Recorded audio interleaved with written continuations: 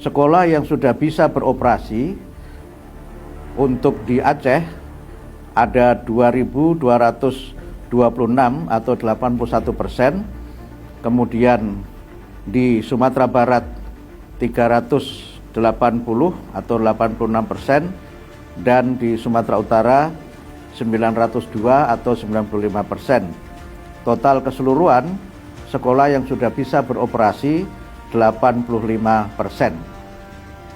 Masih ada 54 yang memang belum bisa kita gunakan karena kerusakan yang sangat serius, bahkan sebagian sekolah memang sudah rusak total sehingga mereka harus belajar di tenda, dan sudah kita siapkan 54 tenda, 14 di Aceh, 21 di Sumatera Barat, dan 19 di Sumatera Utara.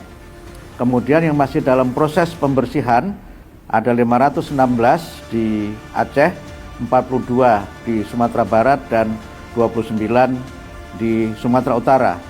Total yang masih proses pembersihan ada 587.